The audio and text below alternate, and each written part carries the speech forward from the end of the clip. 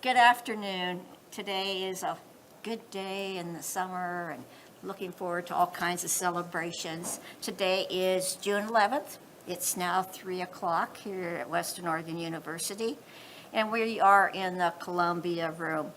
We're going to do a short agenda today. We're only going to be here 2 hours today. And then tomorrow, we have a full agenda with all kinds of stuff from finance to just curriculum stuff. The list is long of what we have to look at tomorrow. And we have been notified that Trustee Fasana, she'll be here at 4, and our board secretary, Evan, is home ill today. So he'll still take roll. We'll let him, because he's online. And then, let's see. Oh, and Trustee Mitchell also will be online, so it may not look like we're not all here. We're here and online. So it's great that we'll be able to do that. And with that, Secretary Source, would you call the roll?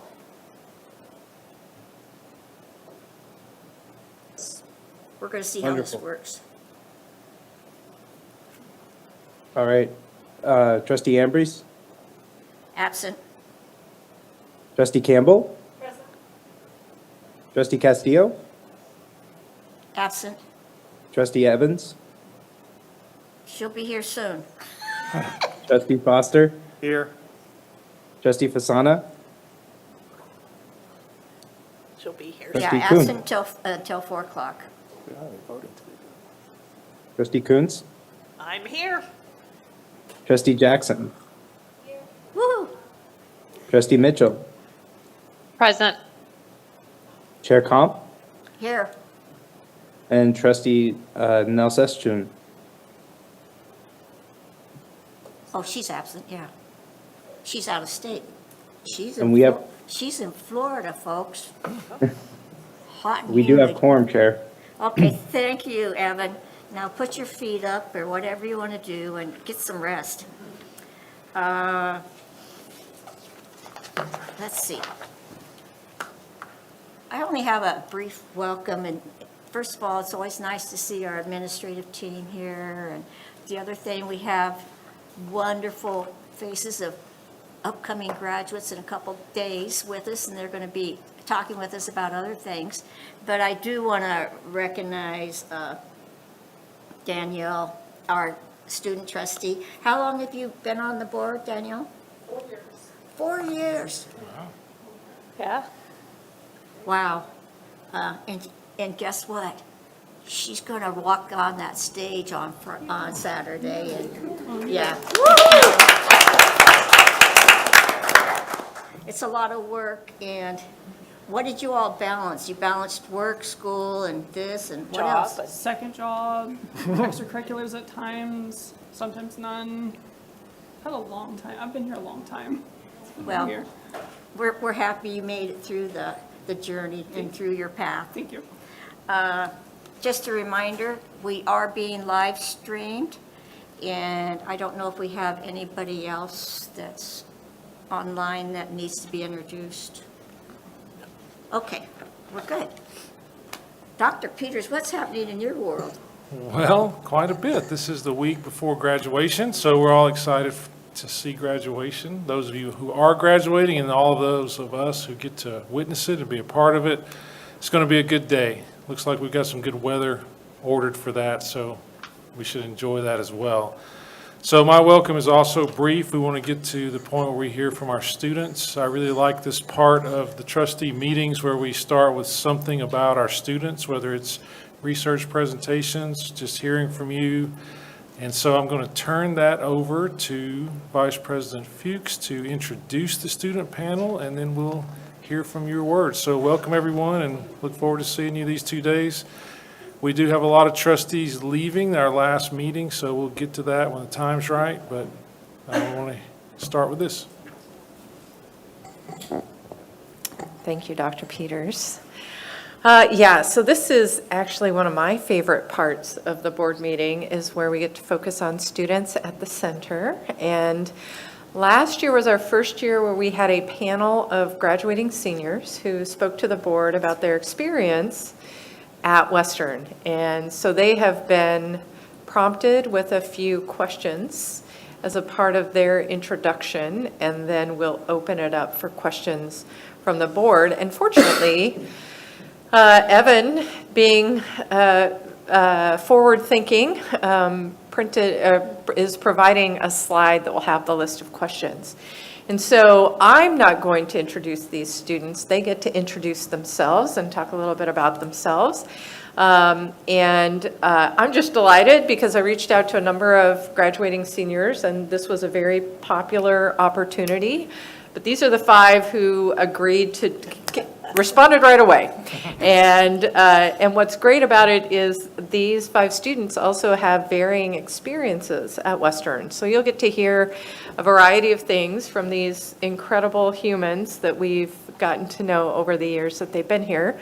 So with that, I'm going to hand it off, and I think what we can do first is just introduce yourself. Go down the table, introduce yourself, and then we'll come back to you, Faith, and you'll start answering the questions that were provided in the prompt.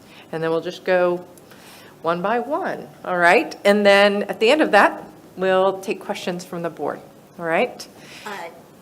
The only thing I would say is last time when we had students here telling us about their research projects, some of them kind of rushed because they thought we had a tight timeline. Please do not rush. We're here for you. No rushing. So you heard it here first from the chair, and I agree. So with that, I will hand it off to Faith, and Faith, just introduce yourself, and the rest of you follow. His name? Yep, just your name. Hello, everyone. Would you also tell us where you're from? Because we're always interested in that, too. Okay, and, yep. mhm. Maybe You're probably going to cover a lot of major, yeah. information, but I just wanted to get the introductions out of the way real quick. Okay, great. Hello, everyone. My name is Faith Wilder, and I'm from Tangent, Oregon, originally. Hello, everyone. My name is Dara Marroquin Salazar. I grew up in Phoenix, Oregon, but I'm originally from Mexico. Hi, my name is Johnny Martinez Isaac, and I'm from Portland, Oregon. Hi, my name is Quinn Ritter, and I'm from Beaverton, Oregon. Hello, everyone. My name is David Rodriguez Tapia. I am from Forest Grove, Oregon. Thank you for that. Now, Evan, I think somebody is running the slideshow, so if we get, there we go. All right, so at this point, I'm going to leave the board table, and I'm going to leave it to the students to take care of the rest of it. Okay. So we want to just go for question 3 or all of them? Yeah, we'll just slide this so it's more in front of you, so you don't have to lean, and then when you're ready, you can pull back. Do you want to do one at a time, or you want Nope, the whole? yes, Okay. I just want you to Leave answer it all those up. questions. Yeah, pick one and go for it. All right. Okay, so as far as how long I've been at WOU, this is my 4th year, so I started and ended my education here, or my bachelor's degree at WOU. I am getting my degree in, it's a long one, in early childhood studies with a concentration in ECA, well, early childhood special education and early intervention, and minors in psychology and Spanish. And then after I'm going to skip to after I graduate, I've been accepted at William and Mary School of Law. So I'm going to go to, there for educational policy, but yeah. But I deferred for a year because I'm also going to go teach abroad for a year in Spain and get my Spanish down first. Cool. So, yeah, I've been a part of a lot of activities at WOU. I think that's something amazing about Western is that there's so many opportunities. Everyone can be involved. Some of them, I'll mention, are I've TA'd for a couple courses, which has been a great opportunity. I have held the position of chapter president of my sorority. They're all leaving my brain right now. I have also worked as a campus ambassador for a year. I was a peer advisor for the Destination Western program for a year, and I have been part of a psychology mentorship class program where you mentor middle school students, which is a really cool opportunity. The biggest thing that I've done, which I'm really proud of, is I started as an intern in the WOU Community Internship Program through the Career Center, and I turned that into a job, and then this past year, I've actually been able to run that program and, make it an opportunity for other interns. So, yeah, those are a bunch of things that I've done. I've also, another great opportunity I've had is to organize my, own event through the Career Center. A couple events, but one that I spearheaded was called Femme in the Workplace, which was just an opportunity to bring successful professionals who are femme identifying on campus and have them speak to a lot of femme representing students and just teach them, talk about all the ways we need to navigate spaces that maybe aren't designed for femme representing students, and just to create an empowering space for students. So I'm very proud about that. Yeah, I think a lot of the activities I've been involved in have helped me just feel more connected to my campus community, and I think that has helped me, when you don't want to go to class or you're not, I think there's some isolation that can happen on campus, and being involved in all these different programs and being involved in, I'm also in the SEP program, so I've had my SEP advisor helping me along the way. All of that has helped me feel like I am capable of getting my degree. Especially coming from a low-income background, it's not something that everybody I grew up around was, that wasn't in the cards for them. So I'm really grateful to have, I think, bottom line, all of the activities I've been a part of have really helped me see myself in this, helped me get to where I am, obviously, and see myself as this is a future. And I think the huge thing is that I started out as an education major, wanting to go into teaching and thinking that teaching was, the only people I knew were teachers and that was a family thing. And through, especially through my time working at the Career Center and just in all of these different leadership opportunities, I've been able to build my skills and realize that what I really wanted to do was go into law, and that was a huge change for me. So Western has really empowered me in that way, and I'm really grateful for that. I would say that I am really grateful for the SEP program, having my advisor there to advocate on my behalf, even when I wasn't on campus my first year and was so confused and a baby freshman, I didn't know what to do. And that was really incredible to have that person, on my side. And I've already covered what I plan to do after graduation. But one thing that I would change about my experience at WOU, although it's been incredibly positive, is I wish that there were more opportunities for provided by WOU for just to help inform and educate students and to facilitate discussions about world events that are inextricably linked to students, especially inextricably linked to the U.S. I wish that there would have been more events, especially this year, about the genocide in Palestine. And, just as there were some events that were really incredible that I went to about the war in Ukraine last year, I wish that there was more space for that.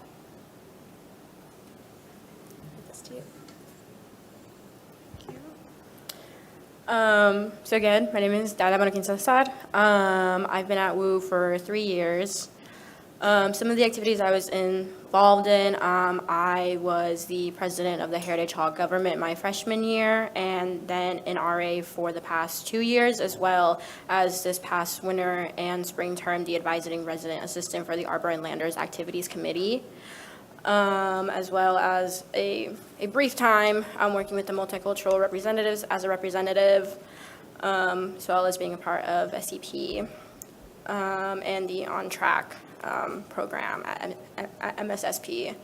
I think that housing is definitely the major thing that I was doing here at Western.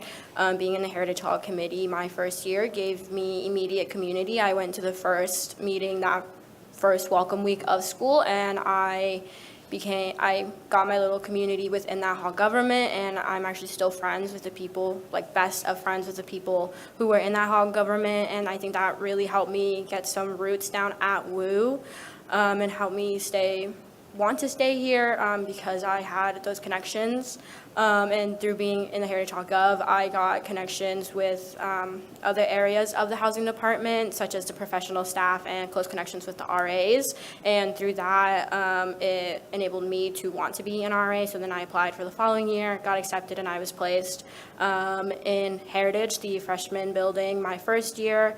I had a community that was a little bit quiet, and so that helped me develop myself personally and professionally to learn how to reach out to people when they don't necessarily want to be reached out to. I'm sure the 2021 and 22 student leaders can kind of relate to that, those COVID students that were coming in. They didn't really want to be social, they didn't really want to interact, and that was a hard year to be a student leader. I feel like I persevered through that, and then again, this past year, I have also been an RA. I started out in Ackerman my fall term. Had a great community there. The residents were super interested in creating a community, and they made it really easy to create that community and make those connections. And then I applied to be the advising resident assistant at Arbor Park when the current one left due to graduating. And so I interviewed and got accepted for that as well. And since then, I have been working with the Arbor Park and Landers Activities Committee in planning events for the residents of Landers and Arbor Park, and have gotten to know them and help them develop themselves personally and professionally, and as well have made connections with professional staff. And they've been mentors to me and have helped me in that development as well. For there ever being a time I wanted to quit with student school, no, I never really wanted to quit. I really love WOU. I love this small community. I honestly, I never even thought about changing my major. Like, I was always I was set with where I was, and I was happy with that. And I think WOU makes it really easy to love. I love the small community. I think that's really who I am. I'm getting my degree in political science with a minor in communication studies, and I want to work in the nonprofit sector, doing advocacy work for underrepresented groups. And so being here in the small community really developed that, because a lot of the work that we do here as RAs is very hyper-local in our communities, and so I really want to carry that into my career and my future. So I always really loved being here, so I never really wanted to quit. And for someone who made a difference in my life here at WOU, I would say my MSSP advisor, Blanca Miranda Aguilar.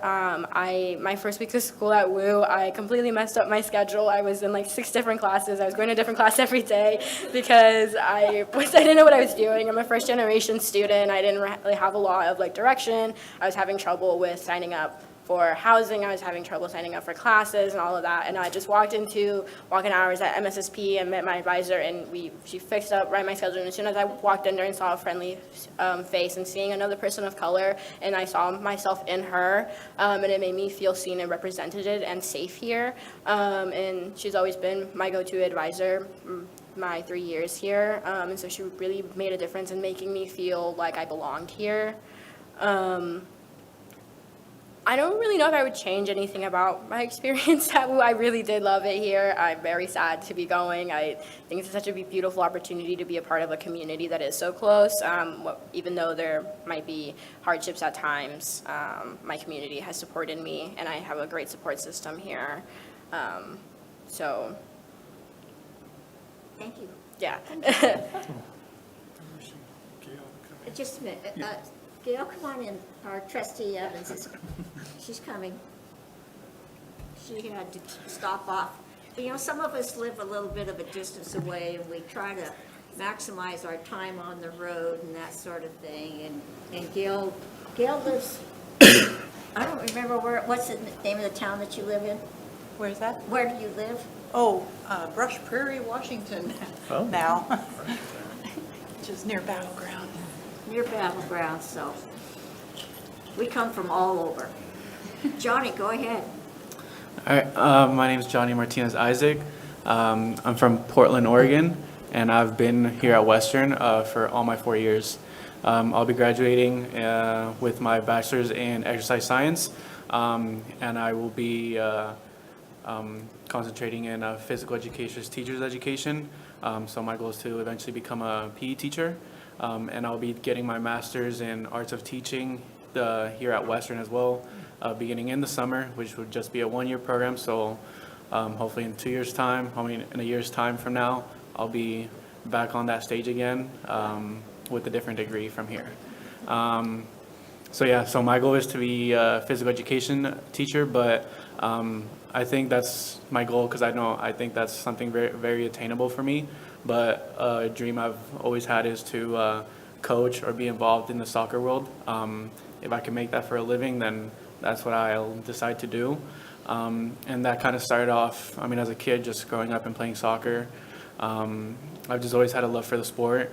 And in my first year here, I never felt like I wanted to quit, but like it was very tough because it was that COVID year. So I couldn't, like, you couldn't go into a different building. You had to stay in your own building.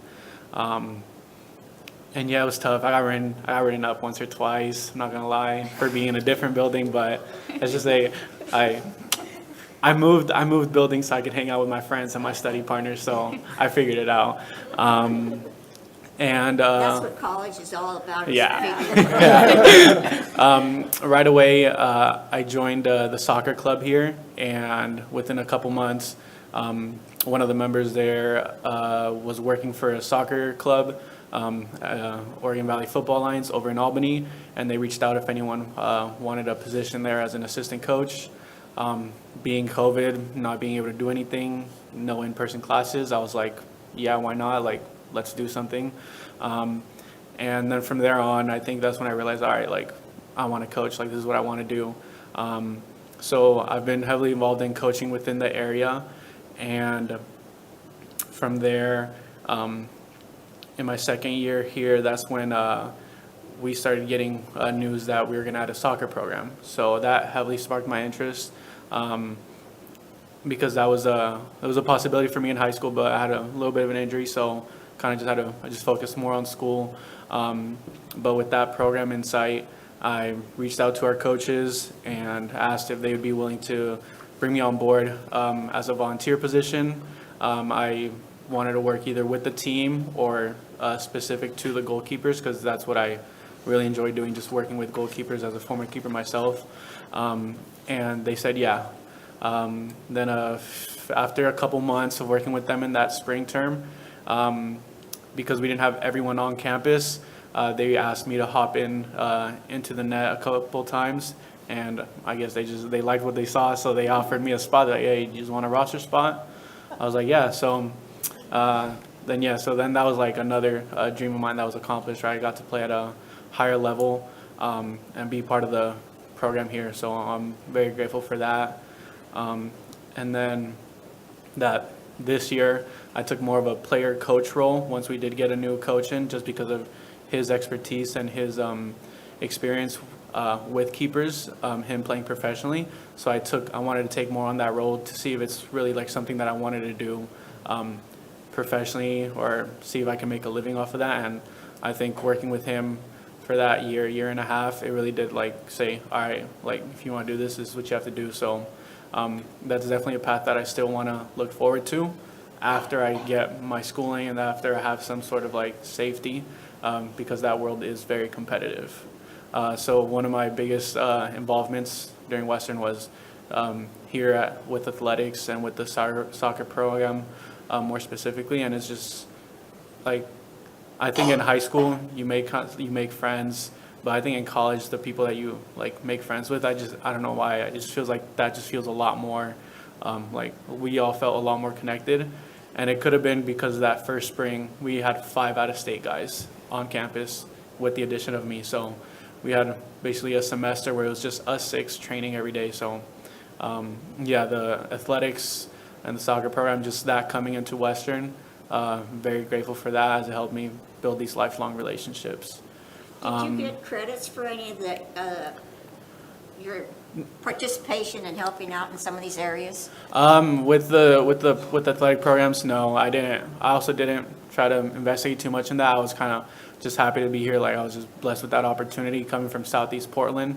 I'd say a lot of us don't get that much of an opportunity. So I really just didn't want to just take full advantage of everything that Western did have to offer me.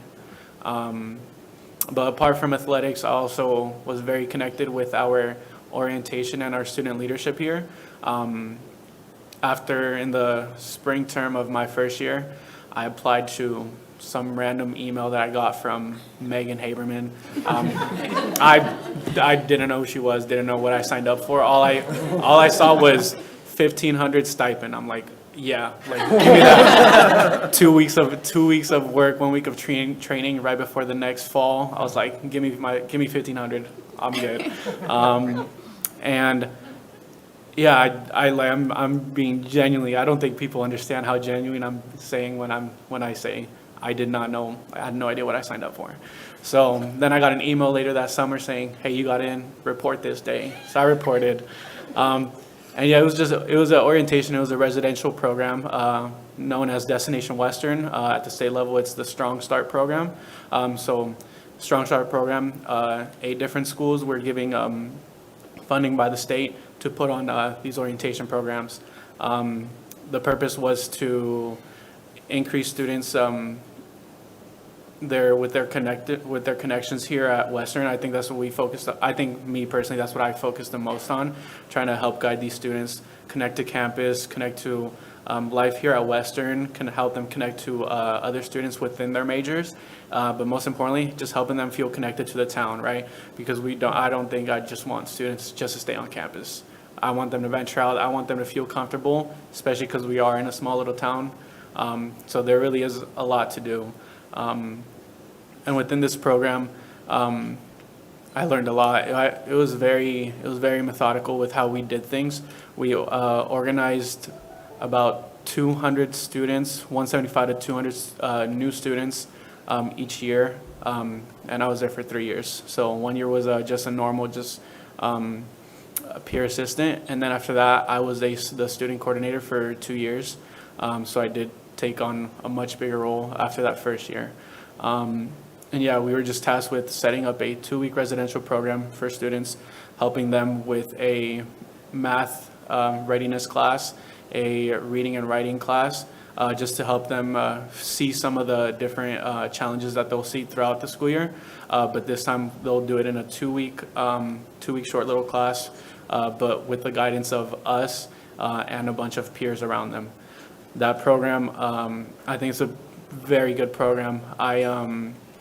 Megan and I, we talk about it sometimes, and we say that like the students who participate in that program, they're like our little orientation spies, because during those 2 weeks, we show them around campus, we show them around all the services we have, and just everything we truly do have to offer.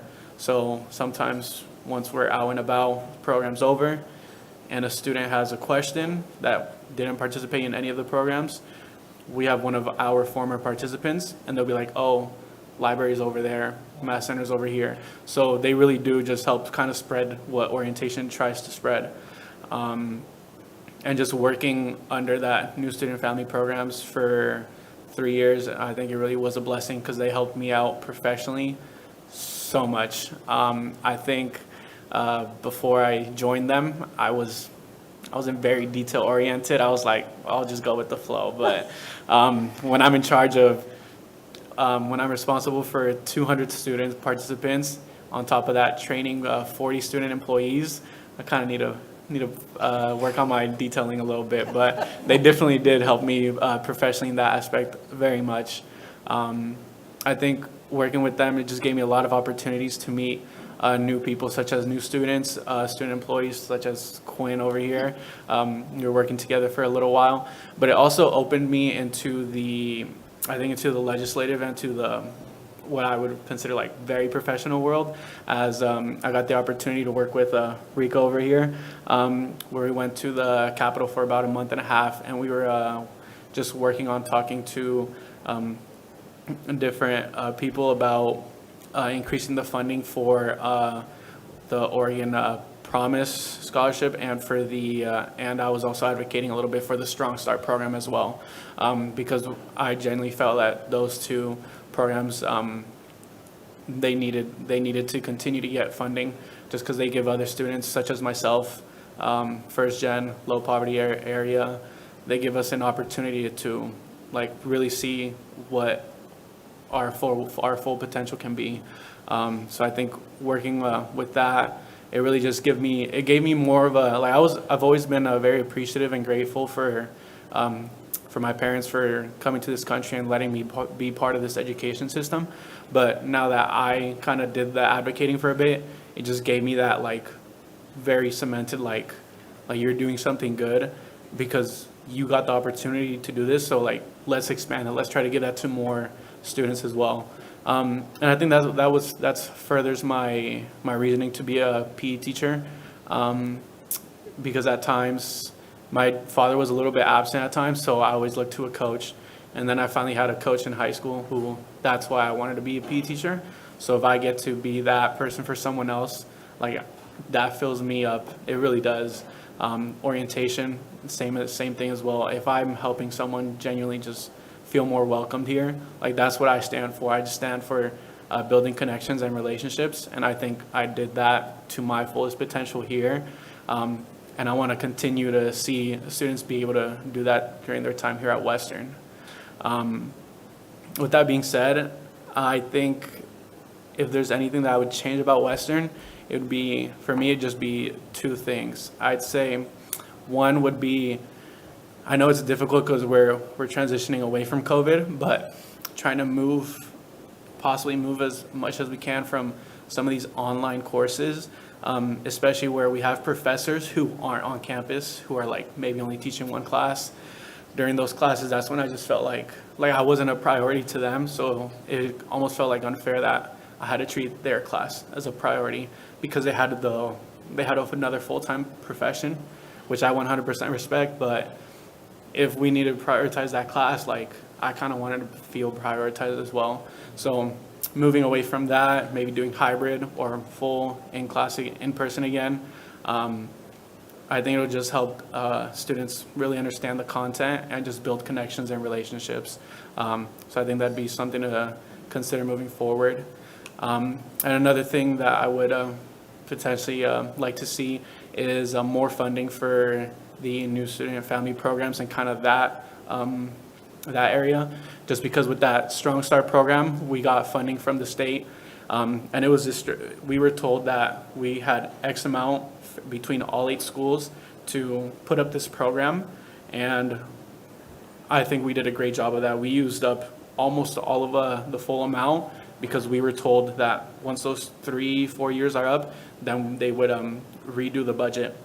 And with the amount that we had left, which was very small, we were told that what each school didn't use, that was going to be our budget for next year.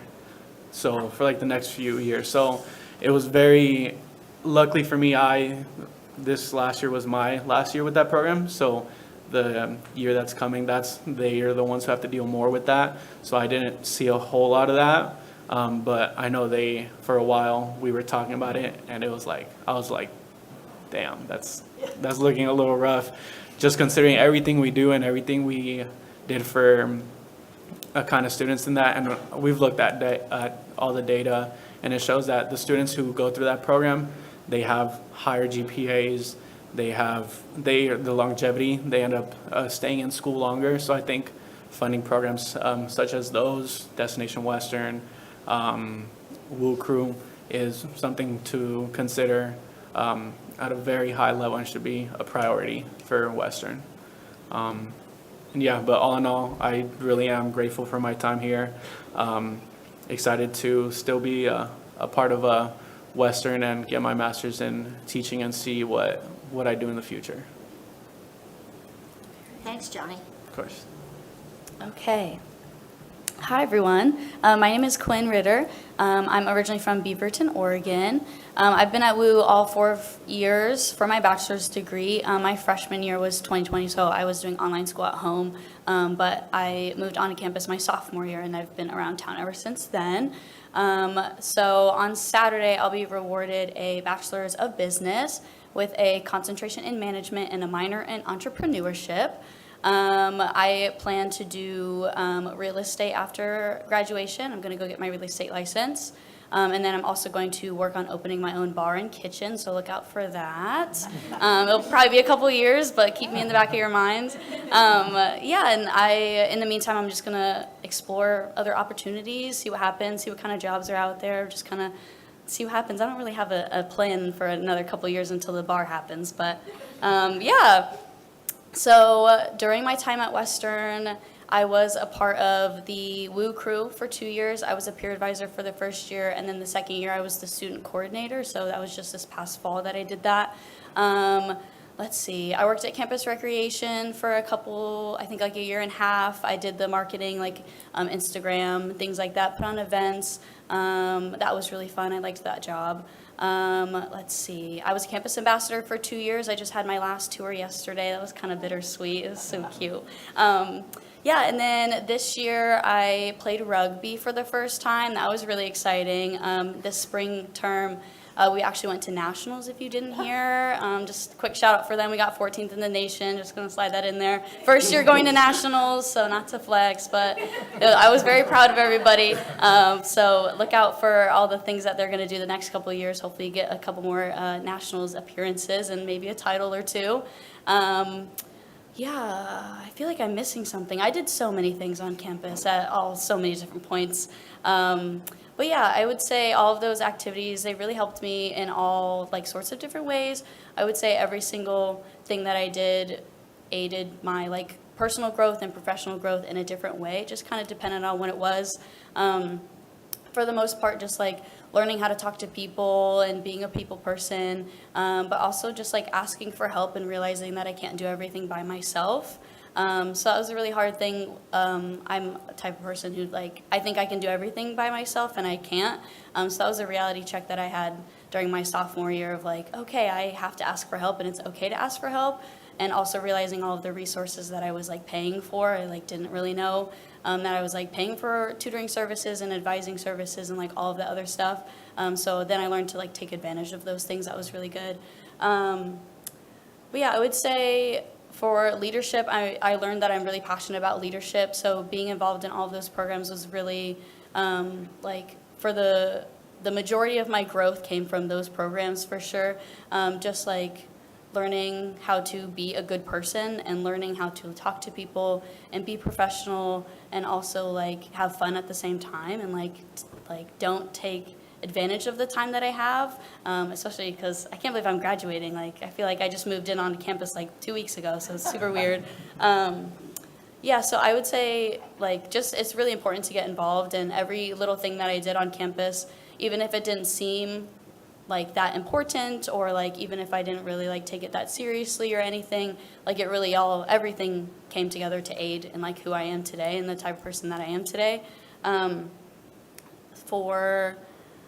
Let's see, was there ever a time I wanted to quit school, but I stayed? Well, obviously I'm still here, so I didn't quit. I would be lying if I didn't say that I didn't think about it. So yeah, my sophomore year, it was just really hard because of COVID and just like a lot of my classes were still online and that was really difficult. I'm not the type of person who can like watch YouTube lectures for a few hours and like actually learn something. So that was really hard, very like discouraging to not have like in-person relationships with my professors. So that also was hard when, you know, asking for help because I was like, well, I don't have any in-person like people to ask for help, so I didn't know about all of those things. So online classes were really hard. So definitely want to back up what Johnny was saying about like the online courses. That's not the way I learned the best, so that was really hard for me. This year actually was the first year that I had mostly in-person classes versus online classes, so I was a little sad that I didn't get to see more of that. Like, since it's my senior year, and you know, COVID's kind of far behind us, but it is still lingering, so it was definitely affected me. Just like having to do the work on my own and not even like meeting at all, even over Zoom. You know, I learned a lot of time management skills, at least from that, and how to not procrastinate, because if I'm the only one holding myself accountable, then I have to actually do it. I don't have the professor in class to like then remind me to do all of these things. So that was really hard, but obviously I'm still here, so I didn't quit. I pushed through. And I would say the people that helped me a lot here at Western would be the pro staff from New Student and Family Programs, Megan, Shelby, and TJ. Love them so much. They always like saw the best in me, and from the moment I like joined WOU Crew, they like saw my potential and they never gave up on me, and they always just like appreciated me for who I was, and they just fostered my growth, and they I just love them so much. They're so great. Yeah, and I would say if there's anything to change about my experience, I feel like I already kind of mentioned a couple, but like, just like the online courses, for sure, like that was really difficult. So if there is a way we can come away from that as much as possible, I definitely think a lot of students would benefit from that.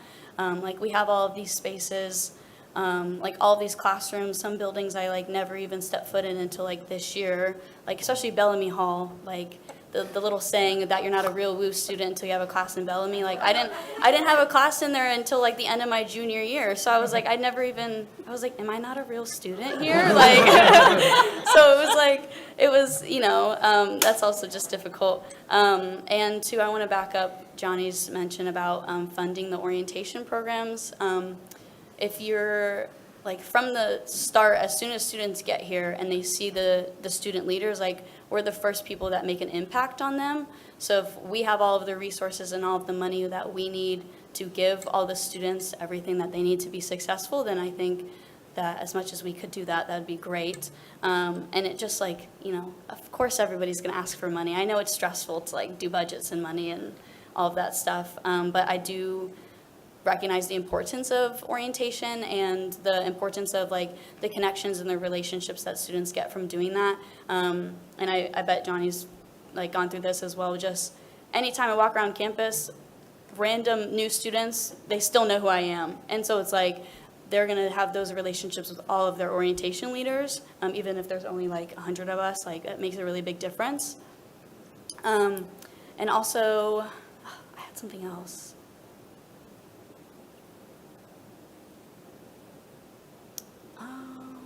I lost it. Well, if it comes up, I'll bring it up again. But overall, though, I had a great experience here at Western, so I don't want anything to like, I'm not a negative experience at all. I had a great time here. I really wish I had longer time here.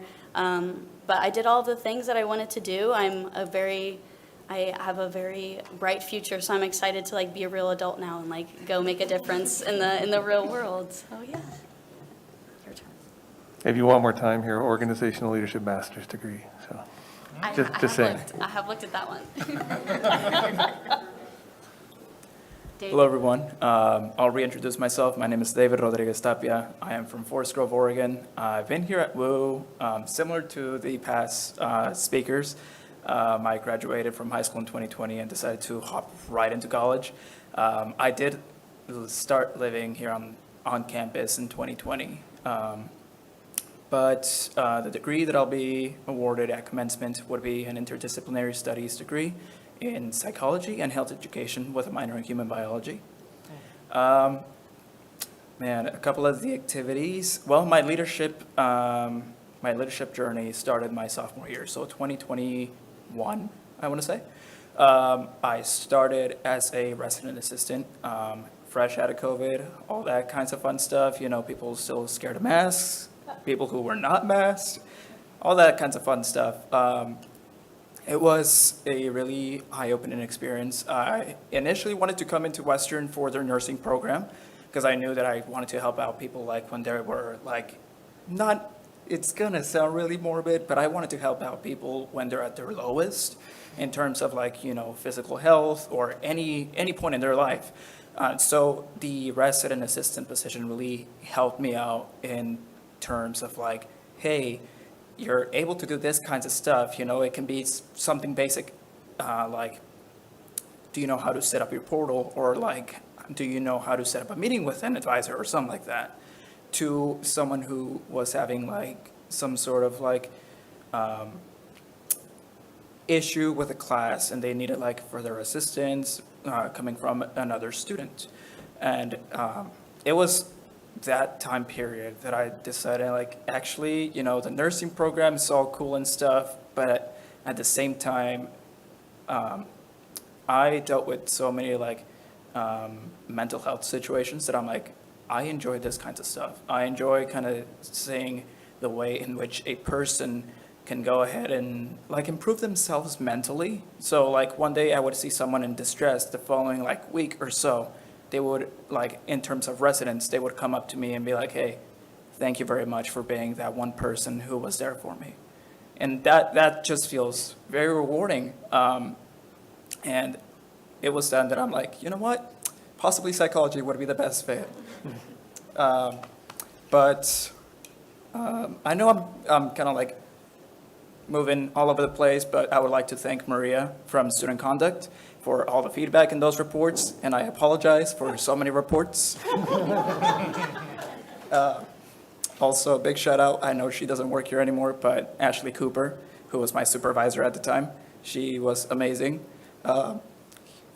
We had like our one-on-ones consisted of like, how can I improve myself? How can I improve this situation? What could I have done better? What did I do great? What's going on in your life? Tell me about some gossip, all that kinds of fun stuff. 2022 came around and I was in my junior year and I got the position of the National Communications Coordinator.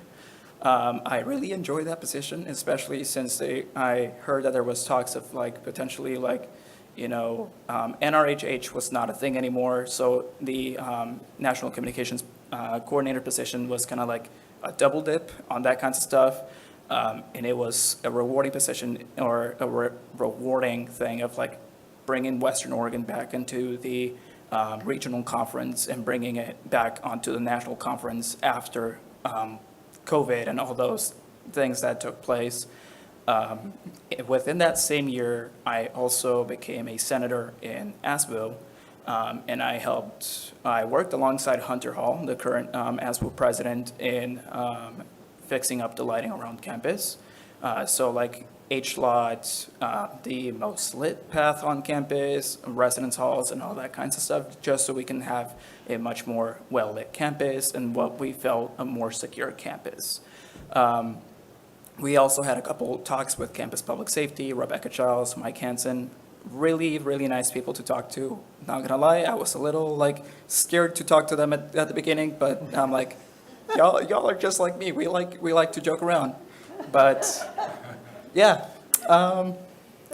by the end of the year, I was given the position of campus ambassador, and I took that. I'm like, that's one thing I wanted to do in my sophomore year, but unfortunately couldn't find the application, or maybe I found it, but a little too late. But yeah, I took the position as a campus ambassador. I'm currently a campus ambassador, and that's one of many positions that I currently have. So I'm currently a campus ambassador. I also work at the Office of Admissions as a front desk assistant, and I also work at the Office of the Vice President of Student Affairs as the front desk assistant. So all those have been amazing. I know it's not, the same as being an RA or the same as talking to other individuals about like finances and like how could we improve each other's campus and all that kinds of stuff. But I like the feeling of like helping out others, no matter the situation. But yeah, that's pretty much about it in terms of my involvement. I feel like the activities here really like helped me out, come out of my shell. In high school, I was a really introverted individual. Although I did like athletics and stuff like that, if you looked at me in high school, you couldn't tell I was in athletics. You couldn't tell I was like an extroverted or anything like that.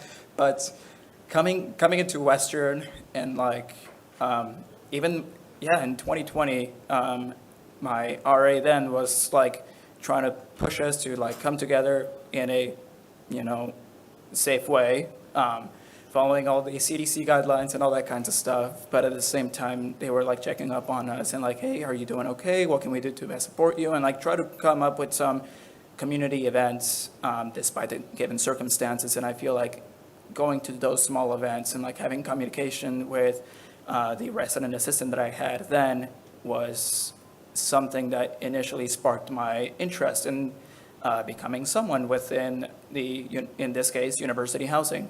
And from there, it's just kind of like history, I guess. It's I'm much more extroverted. Legitimately today, I was finishing a shift at admissions desk, and as I was on my way back to my room, I bumped into an old resident. He's like, "Hey, how's it going? It's been a long time." And then we had like a small conversation, and by the end of the conversation, they're like, "Thank you for like helping me out." And I'm like, it's been so long, how do you remember?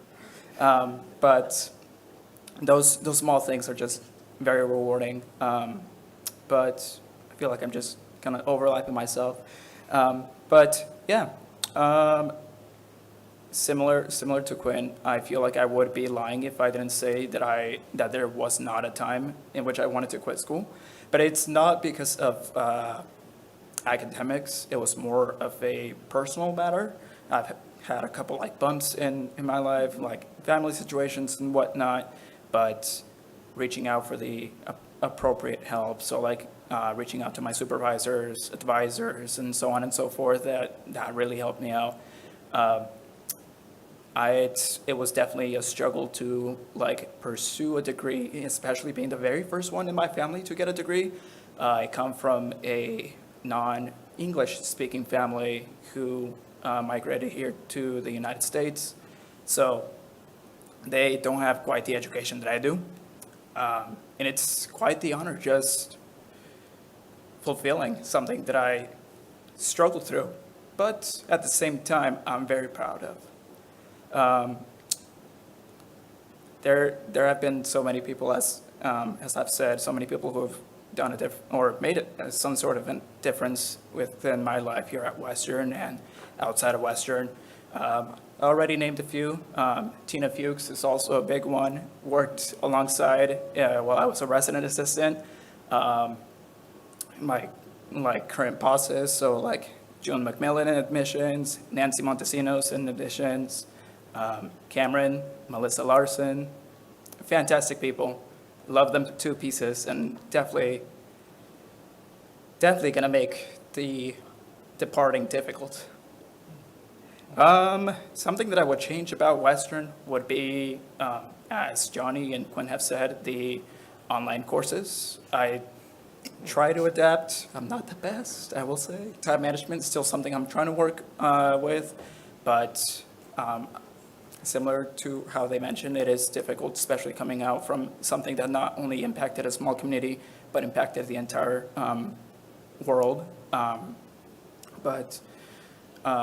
Yeah, especially, I feel like the thing that made it the most difficult would be the how some professors would recycle their content and not necessarily like update their content, or like the only times in which they would check in would be like when they would be giving you feedback on an assignment that you did like 4 weeks ago or something like that. But apart from that, I really enjoyed my experience here, and I'm definitely coming back for my master's. Taking a gap year, and I spoke with Dr. Winningham, and he mentioned something about having a bilingual alcohol and drug rehab master's program, I believe. And I'm like, you know what, sign me up, put me on the queue. I'm interested in that kind of stuff.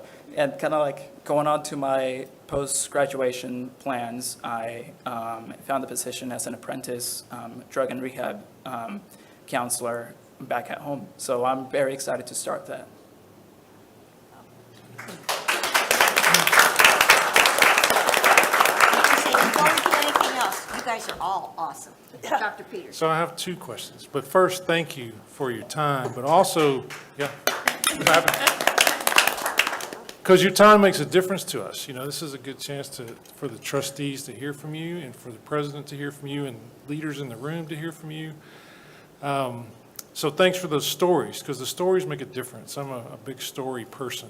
So my first question is sort of a probing question, and I'm hearing you about the online classes, and you know, as the president, and here comes the provost. It's perfect timing, Provost Cole.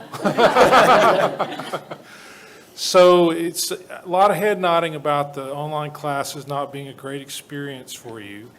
So, and you're 5 people though. So my question is, would you say that you get this sentiment a lot from your peers, that they also feel like we should move more to in-person learning, and you see a value to that kind of community experience? So that's the first question. So how do you think the campus feels about it? Because you're connected folks, right? You know a lot of people. I mean, the second one is just kind of an interesting question of how did you hear about Western and why did you choose it? So you don't all have to answer both of them, but whatever you would like. Thank you. So for the online classes, I do hear, being an RA and stuff, a lot of sentiment regarding the difficulty of being in online classes and the time management that goes along with it.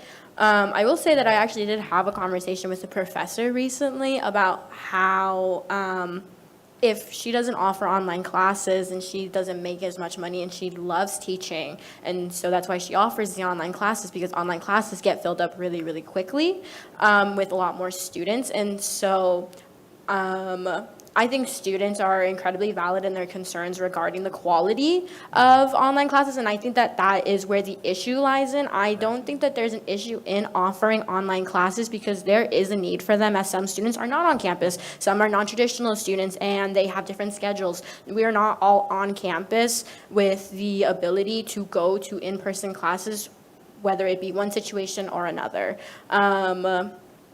And professors have their own reasons for offering online classes. So I think more what needs to be addressed with online classes is the quality of them, because I have been in online classes that I have really enjoyed, and that I have felt that the professor has made a real genuine effort. I had a professor actually this term, I was taking a sustainability class, who sends out emails and sends out announcements in Canvas every single week and said, reach me at this number, reach me at this email. I'm not available over the weekend typically, but like, these are my office hours, like, please email me. And he offered alternative methods of submission work rather than just like the traditional, like, write a paper. There was times where he would offer, like, write a poem, make art, make something, and that was so incredible, and I had never experienced that before, and getting to experience that right before I graduated was really beautiful. And that was a great online class. I learned so much. It was so valuable to me. But I have had online classes where I felt frustrated, where I felt that I didn't have a connection to the professor.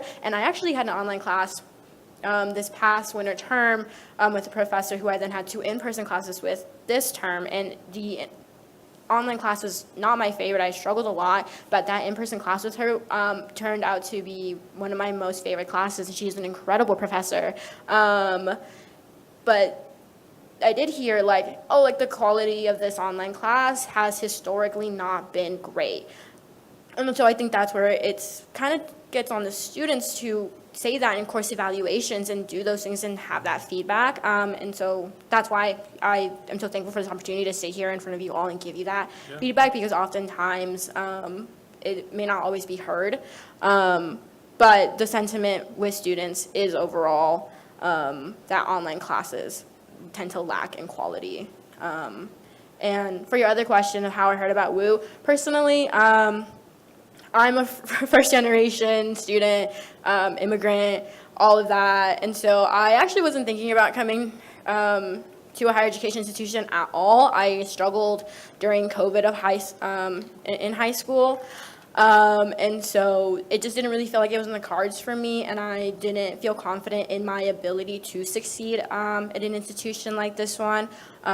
Luckily, I was granted numerous scholarships that I think only once paid out of pocket, and so it felt like an opportunity that would be wasted if I didn't attend. I received a $36,000 scholarship from the Dream US organization that I'm incredibly thankful for, and they're the reason why I'm here today, as well as the Renaissance Scholarship and all of that. And it was through connections at my high school with people who were working specifically with individuals who come from underrepresented communities, pushing us to pursue higher education. And I knew that my family did not have the money to pay to be here, and I was not interested in taking out loans. And so being told about that scholarship and other scholarships early on in high school, and having those people who were my support system then push me to be here is really what got me here and got me through here. And like I said, I was not a good high school student. I was struggling. I was like, by the end of senior year, I was getting C's and just really trying to get by. I've been an honor student every single term now at my time here at Western. And I'm graduating a year early, and so I'm so thankful that I was able to come here, and that the people who were at my high school set me up for success through those scholarships, and through being like, hey, like, Western, like, look at Western. And I actually only applied to Western, and thankfully I got in. Yeah, thank you.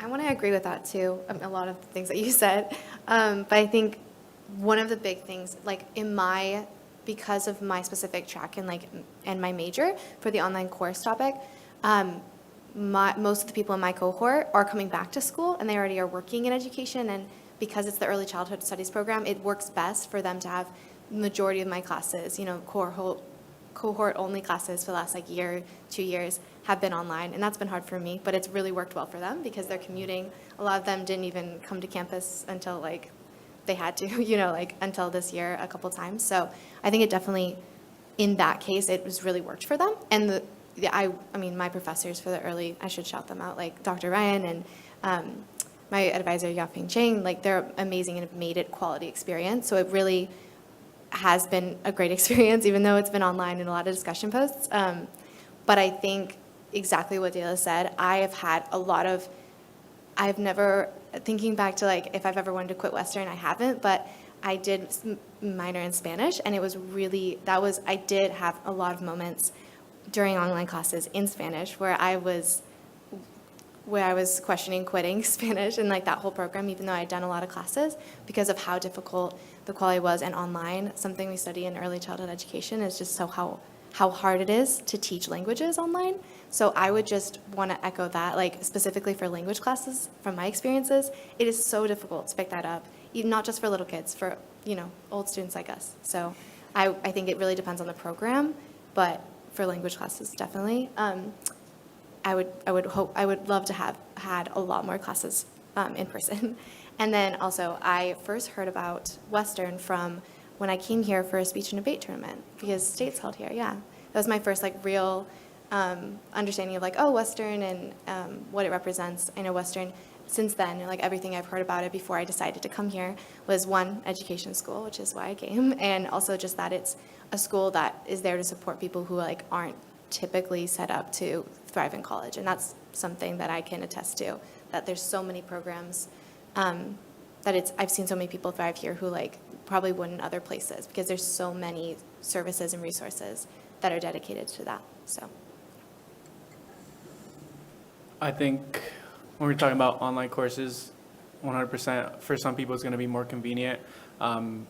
But talking about just about my situation, my experience with it, unfortunately, originally I was enrolled in the concentration to be a bilingual teacher, so I was going to get my ESOL, but because majority of those classes were all online, and the language that they would use, I think it did not set me up for success, because they would use very high language. You could tell people who use that language had a lot of culture capital. Me, didn't come from all that. So, I mean, I think it's unfortunate that I wasn't able to receive the ESOL certificate, because I think those are some of the students that I would want to target, students who look like me, like I want to be a role model for them. So, I mean, I just won't get that piece of paper, but I'm still going to be able to help them out. So I think if online classes, if the quality was better, if some of those classes were online, I would have 100% been getting that minor as well.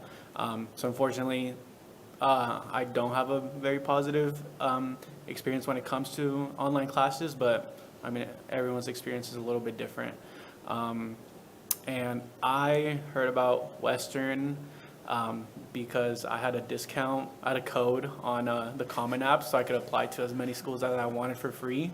And I applied. I applied to Ohio's, Michigan's, Iowa's, like a lot of the bigger wrestling schools, because I was really into watching wrestling. So I was like, I could watch wrestling. And Western was actually the only like D2 or smaller school that I applied to. Never looked at it in person until I actually got here on campus. So yeah, and then once I looked at all the financial aids for all these big D1s, and then I saw Westerns, I was like, I think Western's my home. So yeah, so just thinking about that, I think it's very funny that I ended up coming here, because when I started the position as Destination Western as just a peer advisor, we're supposed to be giving tours to all the students, and then at the time, only being a second year, I was working with some third and fourth years, so people who were older than me, they were like giving the tours, but I looked like I was one of the participants. I was looking like, oh, okay, I didn't know this was here. You know? So yeah, that's kind of how I heard about Western, just because it was on the Common App and because the financial aid number was a lot more appealing than, let's say, U of O's, for example. Yeah, so for online classes, I have had some good ones. Like there have been some professors that have really like mastered the online courses, and there are a lot who have not. But of course, like what they were saying, I do understand like the importance of online classes and the like creating the accessibility for other students who can't be on campus. But I feel like if I am living on campus, I shouldn't be taking all online courses. So I did have that my junior year. I was still living on campus, and I had 2 terms in a row basically that were all online classes. So I was like, what's the point of being in town, or what's the point of being on campus? Like if I didn't have all of my campus jobs and involvements, I like really had no motivation to like be out of my room. So that was really hard. But yeah, I think too, what David was saying is just the quality of them. A lot of recycled material, a lot of YouTube recorded lectures that are like time stamped 2020. So it's like you're not redoing any of your content. Is all of this still relevant? Is all of this still like am I still learning anything? And to like, I guess like the transparency of the online course fees within tuition, I don't really understand that. Just because like if I am attending your online class and like doing it all through Canvas and you're recycling all of your material, what am I paying for? Like if this online course fee is supposed to be to pay for you to like put in the work and make new lectures and put in like make new assignments and things like that, but you're using the same stuff from the last 4 years, like I was like, what am I paying for then? If you're like, why do I have $1,000 in online course fees if you're using this, like you're not putting any more work into it? So that was hard.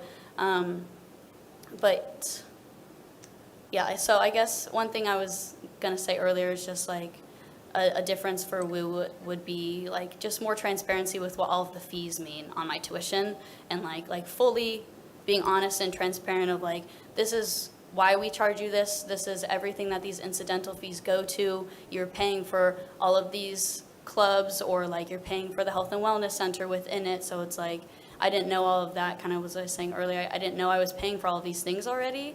And I didn't have orientation during COVID to like learn all of that. So that was one thing I stressed, like as an orientation leader, was like, I'm going to show you my tuition bill. I'm going to like explain everything I can to you as much as possible, because I didn't have anybody do that for me. So I feel like just from the very beginning, I shouldn't have to ask for what all these like I shouldn't have to ask for what I'm paying for. I should be told what I'm paying for. But yeah, so that's about the online classes too. But for why I came to Western, I didn't really want to go to college, if I'm being honest. I was very, like I had fine grades and everything in high school, and I'm not a first generation student, so I knew it, I knew how, like I had help with my parents, and they like walked me through everything. But it was just kind of like, I didn't really know what I wanted to do. Like I didn't grow up being like, oh, I want to be a doctor, or like, I want to be a vet. Like I was kind of like, oh, I don't know, like, I don't really know what I want to do. So I kind of just like, okay, I have a twin brother, so I was forced to come on the campus tour because he wanted to come on the campus tour.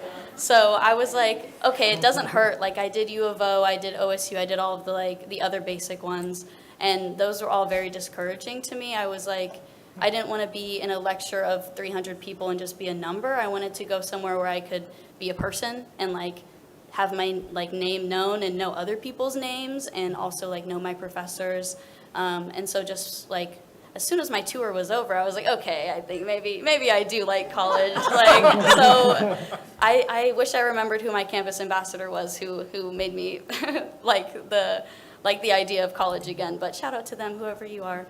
But yeah, so I did the campus tour, and just learning about like how small the class sizes were, and how it's very like community centralized, and like it is a small town and everybody's very friendly, and just like all of the things that people told me it was, I actually experienced. So I didn't feel like I was being lied to of like, oh, you told me it was going to be great and I hate it here. It was like, okay, you told me it was great and I believe you. Like I am having a great time here. So yeah, I'm definitely glad that I chose Western for sure. In terms of the Zoom classes, I would like to add on to what Quinn said. There was a class that I took, I want to say, winter, fall term, one of those two, this recent year. And yeah, the upload time or the upload date took me back to 2020. And I'm like, a bunch of stuff could have happened between now and then. And it was for a sustainability class as well. So I'm like, the earth is either getting better or it's getting worse. I don't think it's remaining the same, quite unfortunately. But yeah, and then there are some professors that, as Dyla mentioned, who are super helpful. They're like, all right, despite this being an online class, here's my contact info. Feel free to come into my office hours. Here are my office hours. This is where I'm located. And like weekly messages or like bi-daily, like, hey, just a reminder, this is due at this time. I know you guys, a good percentile of y'all have finished this and whatnot, but stuff like that really makes it feel a little better. But similar to many people, I know my partner who also attends Western, she struggles a lot when it comes to just fully online classes. Like personally, I'm really good when it comes to like hybrid or like fully in-person classes, because it's the personal connection that I get to build with a professor, like, hey, you were absent this day. Is everything okay going on in your life? Or is there anything that I could do to assist you? Meanwhile, in an online class, you don't quite have that connection and you seem to struggle like, all right, I'm not feeling well and I don't want to sound as hostile or don't want to sound as privileged. Like, hey, I'm not feeling well. Can I get this assignment extended or something along those lines? But yeah, in terms of like what brought me to Western, funny story actually. 8 years ago, so my freshman year of high school, my best friend was graduating that year, and she's like, hey, the Cesar Chavez conference is taking place. I'm gonna drag you. Here's this permission slip. I already got it for you. So just have your teacher sign it. I'm like, as long as there's free food, I'm in. And so there was. And here I am. But no, yeah, the small like advocacy programs that they had there, the lectures and all that kinds of stuff, and the small campus did it for me. My parents initially wanted me to go to Pacific University due to it being 5 minutes walking distance from where I lived. And I'm like, you know what? It wouldn't be a bad idea. I don't have to worry about housing, commuting, anything like that. But the thing is, we're not so financially stable. So I'll hold off on that. It's still on the list, but not at the very top. And then I came and toured Western. I came to the university the 3 years that I was offered. I say 3 because COVID kind of ruined the last one. And I'm like, y'all, I'm going for a bachelor's. It might get you like a little bit, angry or whatever, but I'm doing this for the benefit of myself and the benefit of y'all. I want to support y'all, just have y'all have supported me. And I thought they were gonna get angry, but they didn't. They were very supportive. But yeah, just the feeling of a small campus, being at a reasonable distance from home, they're not nagging me like, do your homework, and all this kinds of stuff. But I gained a little bit more of personal independence. This just feels like home, and it's going to be a bittersweet moment once I walk that stage. Thank all of you for the boss's questions. Anybody else or any other trustees that have a question? Mayor Kuntz. Well, that kind of gives it away. So what's the best thing and worst thing about the city of Monmouth for y'all? And you can pass. Yeah, you don't have to answer. Personally, I feel like the best thing about Monmouth is how small it is, and like, despite it not being a super large town like Corval is, or like any other like major city that exists within the area, you can find whatever you need in this. Like, if you need cheap gas, you got it here. I say cheap gas because back at home it's $5. It's expensive. If you need like last minute cooking supplies or like anything like that, you got Wearmar, you got Roth's, you got all these like stores and stuff like that that are, in my opinion, college student hourly friendly. So that kinds of stuff, and a sense of home. It's super secure. I never heard about any conflicts that happened within the area. But yeah, in terms of worst things, ooh, Just say can't that. think of one. Yeah, I can take it. I would want to say, I don't have a worst thing either, but I really love, and I know a lot of students have benefited from the trolley system. So that is something that like has made just getting groceries and all sorts of stuff like that accessible for people who, you know, are stuck on campus because they don't have a car. So I think definitely keep that up. I think coming from, so I was born and raised in Southeast Portland, so I'm used to that big city environment. But in the summers, I'd go visit my father, who he lived in Utah and Idaho. So I've always been used to living in like a Rexburg, BYU. So it's like I'm used to that small town vibe. And I knew that for me, small town's probably going to help me focus on school a little bit more. So I like that. The park itself, we use it a lot during Destination Western, do events, bring some music. So just kind of that small community setting that we have here, I think it's very helpful for me. Never felt like I needed to go far out to kind of get that, so I like that.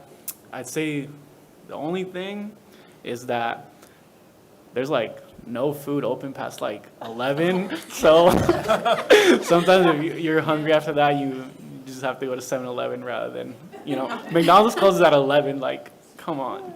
I need a McChicken at like 11:30. Okay. Chicken at 11:30. I'll get on it. I would say Monmouth is beautiful. I grew up in like Southern Oregon, like Medford, Phoenix area. Phoenix is really small, but Medford is right next to it, but it's definitely more urban. And so coming here, I thought Medford was small. And then I got here and I was like, oh, this is small town living. Oh, no. But it's so beautiful. I didn't have a car freshman year, and so I was kind of having like that difficulty of like being like car dependent without having a car. That's kind of hard. And so I think now that I have a car, it's easier, but I wish that when I was a freshman that I would have enjoyed more and appreciated the walkability of Monmouth. It really is nice to just like, it also like feel safe. I wouldn't walk around Phoenix by myself at night, but like here, like at least on campus, like I would walk like down to the park or like with friends and stuff like that. And so it feels really safe, and it's very beautiful. I've been in numerous parks in the area, like 3 or 4 different ones, and it's like my favorite thing to do when I want to get off campus, but I don't want to like drive off campus or anywhere else. Echoing what Johnny said, yeah, it's really hard. Actually, just last night, I was really hungry at about midnight. I think it's difficult being a college student, like being up late. And we have like 24-hour lab. I wish we had like a 24-hour like Taco Bell. The Taco Bell just got my freshman year. We didn't have Taco Bell here. You had to go to Dallas to get Taco Bell. But now we have Taco Bell and kind of McDonald's. The market on Main Street has been good, but it's definitely very little. I've considered going to Salem sometimes just to get a snack or like a meal. Let's see. So I've lived off campus for about a year now. I live on Echo Street, so I'm very close to town, or in town, but close to campus, which is really nice. Last summer I got to be like a local, so it was really fun going like to the 4th of July parades and stuff, so that was really cute. So I definitely, what was I gonna say? I had a really good one, and I forgot it. Okay, well, let me just say the slightly negative one. From where I live, we experience a lot of homeless people, which I know that's an issue wherever you're going to go. So that's been really interesting to deal with. Lots of loiters on my front lawn and things like that. Luckily, I live next to the police station, so they're very friendly and very, like, the community officer is very, very nice person. I'm not super educated on what the homeless shelter plans are, but I do think that is a very good idea. My mom does a lot of work with the Beaverton Mayor's office, working with homelessness and poverty and things like that. So she's educated me a lot about the importance of the homelessness shelters. And so I know, I'm sure people are like pushing back on that and stuff about, you know, of course. But that is a very important resource, and it's very important to provide resources and safe spaces for those types of people who might not have those otherwise. So I definitely, from like my perspective, homeless shelter, yes, please, you should do that, definitely. It's very beneficial. And yeah, I think they've kind of all covered the good things. I think that it's really, I like the walkability. I love all, like, supporting all the local restaurants and things like that. A mod pizza would be great. But I do love Yeasty Beastie. My boyfriend used to work there, so I used to get free pizzas all the time, so that was really good. But yeah, definitely, like, I used to hear all the stories about how long, like, Coyotes used to be open, and, like, that's my favorite place to go in town.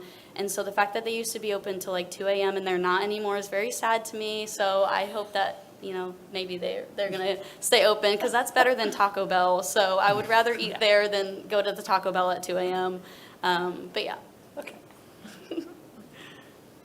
Okay, I'm going to ask all of the people at this table to stand up, and let's give these young people, and in the audience, let's give these people standing ovation. Congratulations.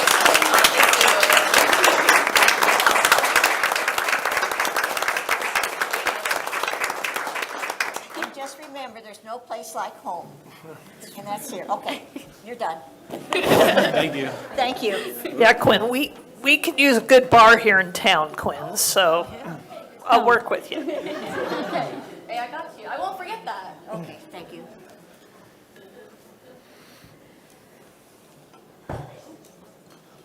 Well, Tina, great job.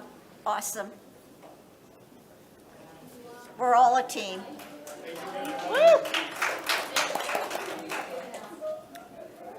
So I heard 4 things. See, yes Okay. opportunities. We're going to for move, help, and find your we don't team, have to move quickly to be appreciate the finished, positives but and then we're going to have get with the subject rest of the experience. program here. Comment. We're going to have stakeholder updates, and at this time, we're going to do shared governance. And as we, is Brenda here? I don't think so.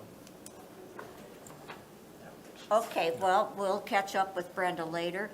And Dr. Scheck is, I believe, in a faculty meeting, so he's not here. And Staff Senate. Alexis.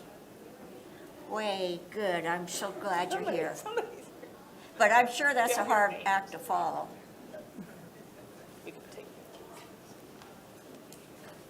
Yeah. Hi, everyone. My name's Alexis Morrison. Yes, that was a hard act to follow, so thank you for giving us grace. I use she, her pronouns. I'm the Administrative and Program Specialist in the Office of Disability Services, and I'm the new Staff Senate President. Big shoes to fill. So I have the honor of giving y'all a little update on Staff Senate. You might need to speak into the mic a little more. Yeah. Is that better? Yes, that's better. I can hear me now. So Staff Senate has recently completed the general election process. We're excited to have welcomed new senators to our meeting last week. I'll go ahead and list off the new senators and what area they're from. So we have Sandra Holland from Accounting and Business Services, Kirsty Rudich from WOU Salem, and the word is evading me. Somebody said it earlier, and I was like, that's the word I wanted. Anyway, Kirsty's over at WOU Salem. Ellie Baker from Library and Academic Innovation. Connor King-Goring from University Housing. Wendy Mars from Human Resources. And then we have our continuing senators. I've already covered my roles, but Alexis Morrison, Staff Senate President, Disability Services. Rip Horsey is the Vice President from Campus Recreation.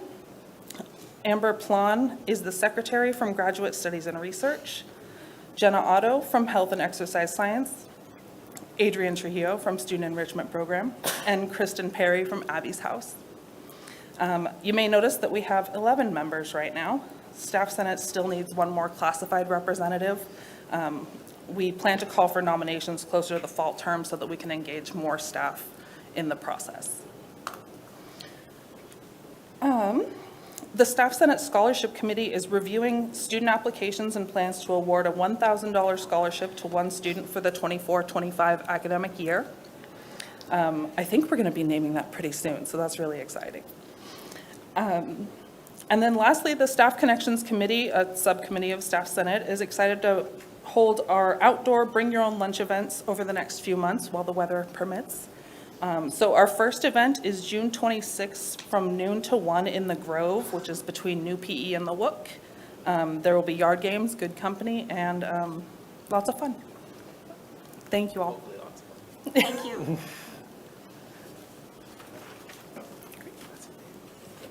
Go ahead, Does anyone have any questions? No. Questions? Thoughts? Pretty straightforward. Well, and thank you for all your work and helping all these students get where they want to go. So thank you. Bye. Okay.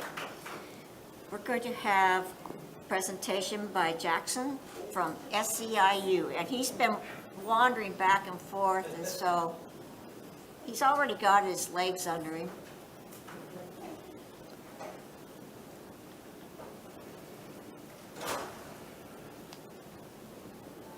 Jackson, what did you think about those students? That was pretty amazing, wasn't it? Uh-huh. Gives me a lot of hope.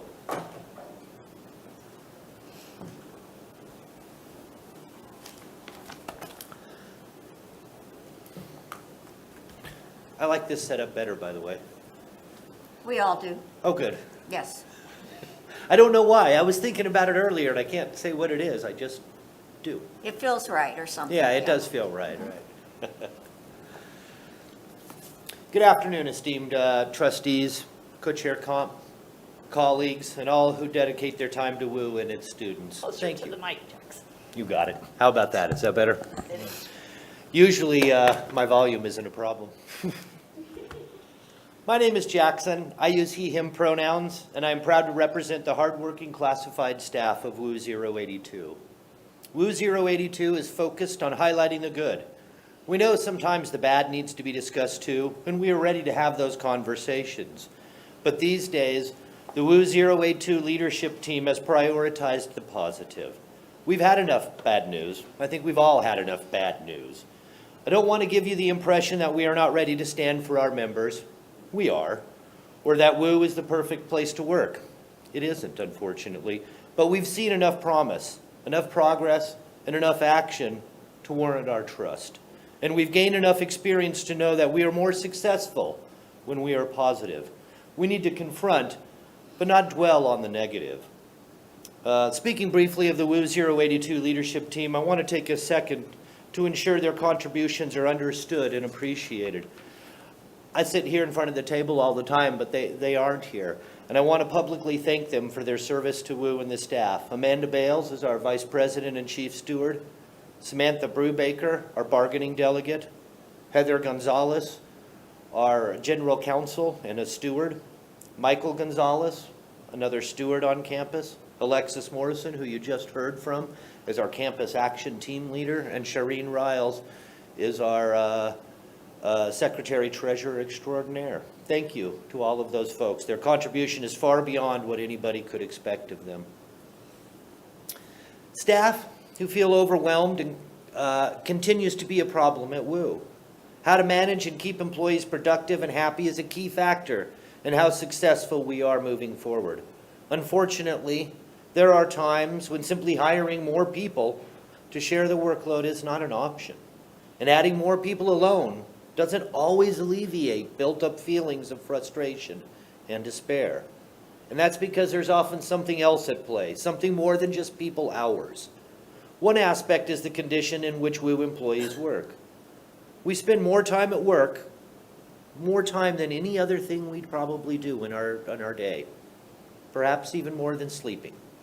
Our work lives, the good and the bad, impact not only our personal lives, but the lives of those closest to us. When employees feel respected in a sincere way, they take ownership. And when they don't, the negativity, the stress, and the unhappiness pyramid and can feed off of each other. And it can spread, and it can overwhelm. Overwhelm not only the employee, but efforts to combat the effects of that perceived disrespect. Taking the time to understand the working conditions and making it a priority is vital to our success. Staff don't teach classes or supervise or craft budgets, but we are important, more important than many would think at first glance. Director Noah and her team in HR understand this perspective, and their willingness to address not only staff concerns, but staff aspirations are exactly what staff on this campus need. A thoughtful training for both staff and supervisors on the collective bargaining agreement is being developed, and we are actually planning for a fall rollout on this training. We are seeing resources being made available to supervisors who in the past had little to no training or support on how to be effective managers or deal with difficult personnel situations. Attention is being paid to performance reviews as a growth and training tool, and we need those things. WOU needs those things. Who teaches must never cease to learn. Those words should seem familiar to us all. They are carved into the ITC entranceway, and I've probably read them 1,000 times over the years here. Those words are still true and still important, and yet we provide very little opportunity for staff to learn once they are employed here.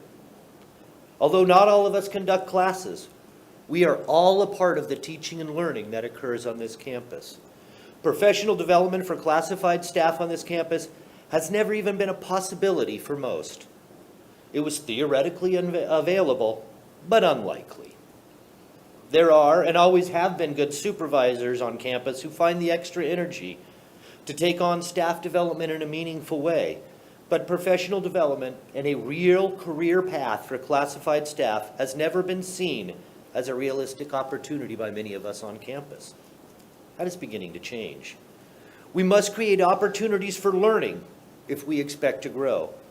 This tree, our tree, won't grow, it won't thrive, and it won't flower without the proper nutrients.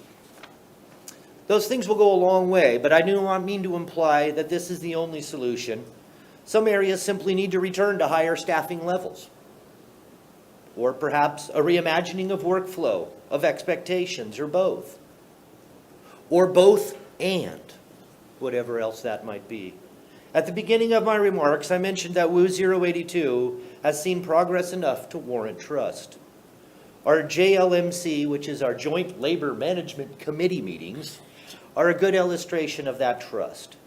We have accomplished more in the past 12 months than in the past 12 years in those meetings. That's simply true. One factor is the inclusion of decision makers in those meetings. Thank you for your time and participation in those meetings, Provost Cole, VP Fuchs, thank you. I've spoken about supervisors, staff, and administrators who have made a difference, but I've failed to include one that is meaningful in my world. My dean, the Dean of the Library, Shell Batchelor. I apologize, Shell, that it's taken me so long to speak of you in this meeting. Shell works hard to make sure staff feel supported and have opportunities to grow in our position. She understands the importance of work-life balance in a healthy workplace. Her leadership is one of the factors that makes Hammerly Library such a wonderful place to work. This change in the culture is going to be a long game. It takes effort. It takes continuing effort and focus to create and maintain a campus culture that represents and celebrates all of the pack. But I know if we make our path together, as we journey, we will be successful. It just takes intention, takes effort, takes a willingness to do the work, and it takes never ceasing to learn. And it also takes one more thing, never forgetting that WOU works because we do. Thank you. Do you have any questions for me today? Are you wearing your hat when you're working because you have a suntan? I should be wearing it more often when I'm working, probably. Okay. That's from the fishing. Well, I was going to mention that, but I wasn't going to just, Yeah, no, that's Wow. from the fishing. Yeah, yeah. okay, good. It looks good. Thank you. Any other questions for Jackson?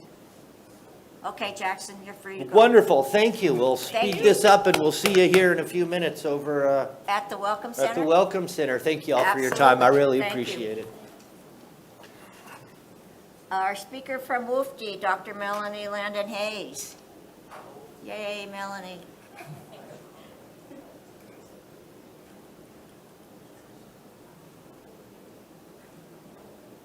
Just got back from New Orleans yesterday. Got to go to a teaching and learning conference with Shell Bachelor. We had a great time, but I feel like I have a little jet lag. We left Monday at 3 a.m. We got back today, and we got back yesterday. I can't even tell what time it is. So I'm not very. I don't think I'm very with it, but I'm excited to be here with you all today. Thank you. Thank you for the time and opportunity to speak to you again, and being able to meet with you as a board regularly continues to make a big difference in our work this year, especially, you hear me?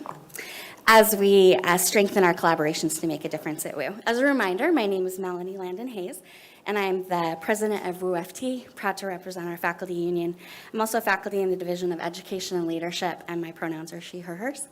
Since we last met, we had a great May Day party to celebrate the labor movement. We had President Peters there, and it was nice to have your mother there, too. We had a lot of participation with SEIU there as well, and it was a really nice time to get together and celebrate the work that's done at our campus. In addition to this party, we held an end-of-year party that I missed yesterday because I was on a plane.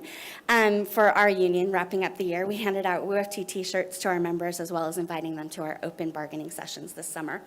In our Joint Labor Management Committee meetings, as well as other meetings with senior leadership, we've held really meaningful conversations.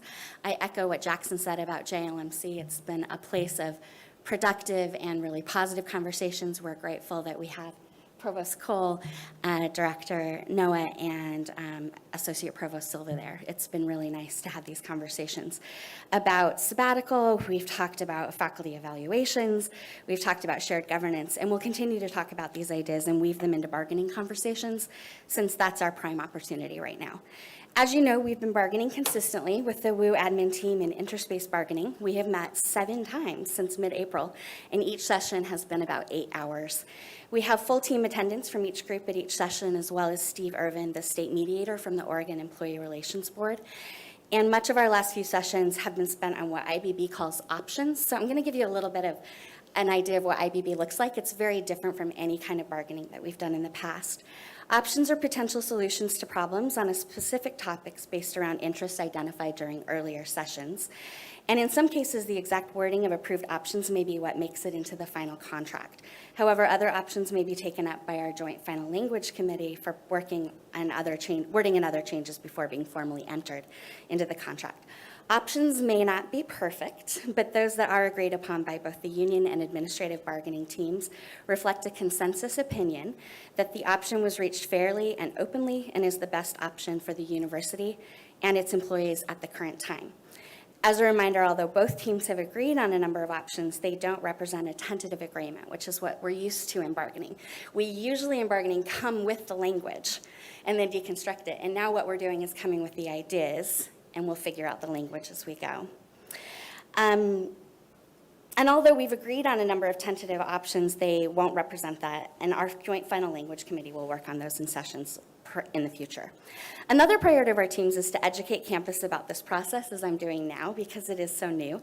The interspace bargaining process is collaborative, building on shared interests to decide the topics of bargaining and possible solutions that meet the needs of all parties.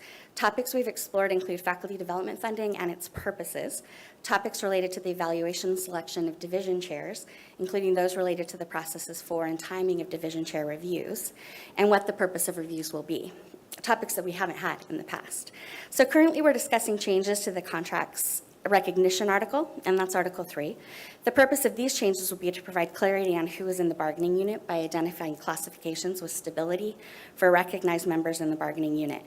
We reviewed an updated version of a working chart with possible classifications and ranks for faculty with the intention of using more concise language than non-tenure track, as well as getting rid of this weird term that we have for an entire group of faculty that defines them based on what they're not rather than what they do. we'd like to move to more positive pieces with that. So as a result of this discussion, we arrived at consensus on the idea of replacing that classification of non-tenure track with multiple more specific classifications that provide more clarity and equity to faculty members in those roles. We will continue to work out exactly what that means in future bargaining. So some upcoming topics will be workload, evaluation processes and opportunities. After hearing from the students, you'll be happy to hear this, online learning, better stability in faculty contracts and economics, and those will all be addressed as we go through the rest of the sessions. Given that raises have come forward for both unclassified and classified staff, as I mentioned to you every time I see you, it won't be a surprise that we're seeking similar outcomes. And we encourage you to find ways for the budget to support our ask for improved faculty salaries, as they have been mostly flat, with small increments currently allotted for each step. We will bargain for the rest of the summer with full-day sessions beginning on June 25th, on Tuesdays and Thursdays, every other week through early September. These sessions are open, and we encourage you to come and observe if you're at all curious about the IBB process. We will also continue to send out jointly written updates after each session, as well as posting these on our respective websites to keep the entire campus in the loop. We also at WOUFT held an election, and we have some new executive council officers coming in and some staying. I have one more year as president, so you're stuck with me for another year. Our VP of Membership and Organizing, Rebecca McCannell, is staying on, but we have a new VP of Political Action, Mary Pettinger, a new secretary, Ben Cote, and a new treasurer, Scott Beaver. Our communications director is Stuart Baker, and he's staying on, and our bargaining chair is Erlene Camarillo. She's staying on.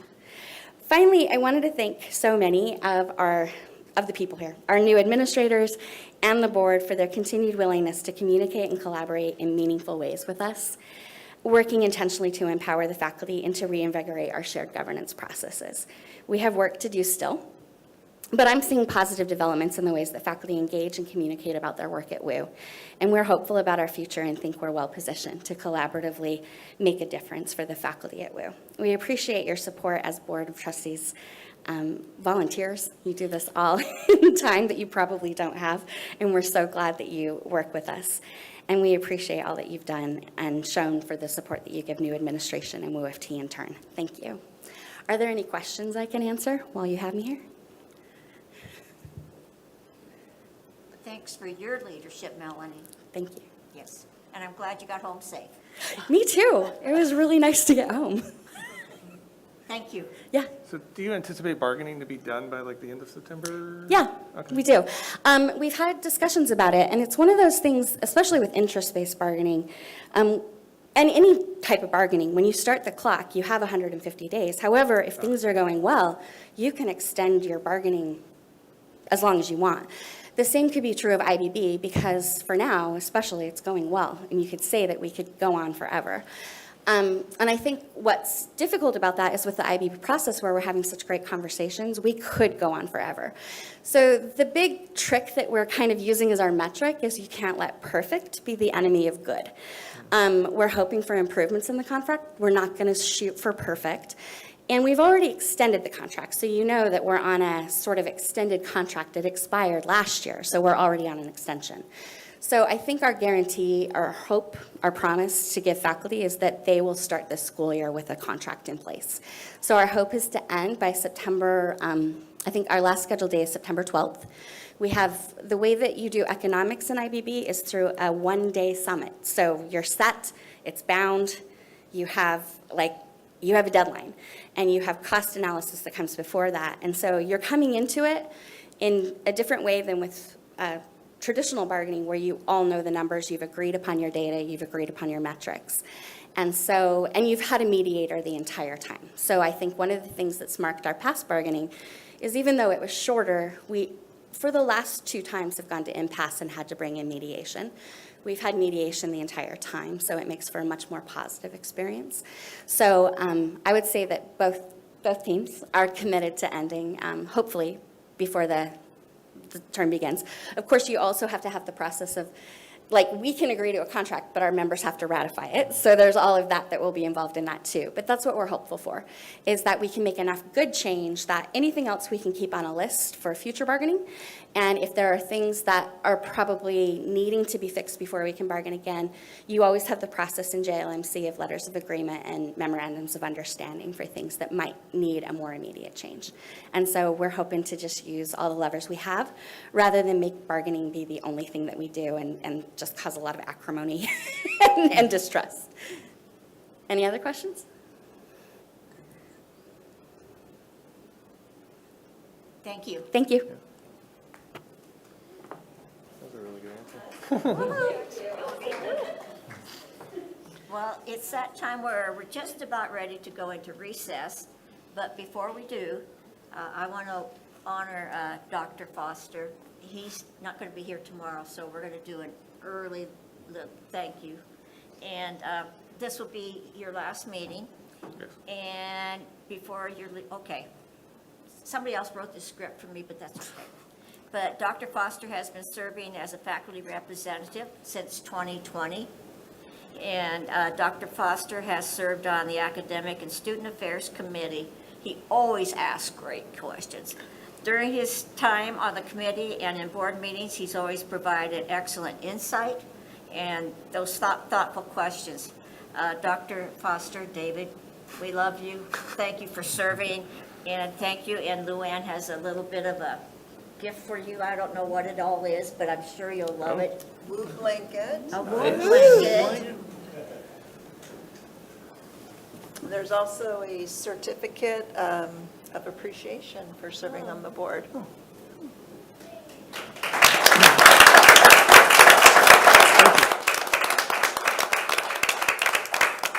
Well, if you have something to say, but before Dr. Foster says anything, he is a person that makes online learning and online participation possible. Thank you, Chair Comp.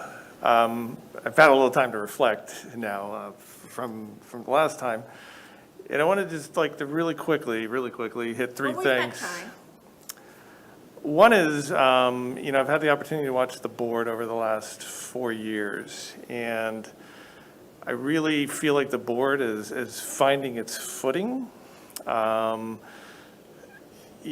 I first came on, there was talk of being like the rubber stamp for things. I know some people, myself included, always kind of envisioned the board as telling people what to do. Like, people wanted the board to be the arbiter of, oh, the administration made a bad decision, I'm going to go there and fix it.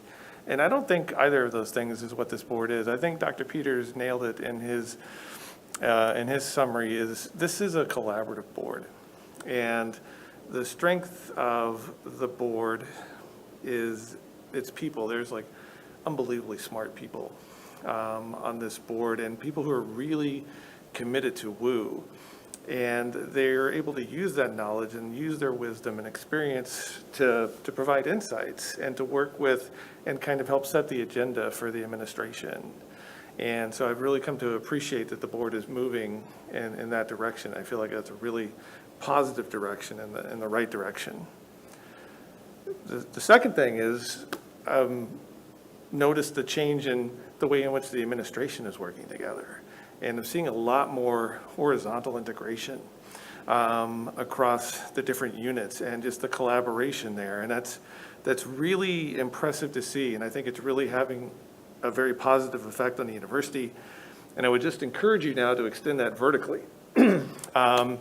And be able to get the faculty and the staff engaged with you so that we break all those silos and are working all together as one to be a student-centered organization. And the third thing is just thank you for this opportunity. I really learned a lot. I really grown a lot. I was a first-generation college student as well. And so to have an opportunity to sit on a board of trustees and learn how the university works and to be able to kind of share my experiences to help help people better understand the experience has been just very eye-opening for me. And I really appreciate the opportunity to have that experience. And I hope the next people that come on board appreciate the experience as well. So. Thank you very much. Well, thank you, David.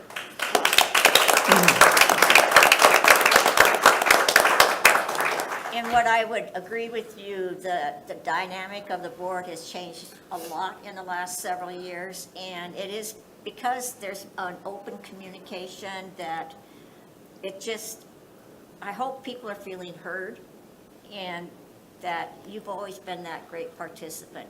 Anybody else have comments for Dave? We love you. He was on the finance committee, actually, not just academic and student Okay, affairs. well, we missed that one. Okay, thank you, Cease.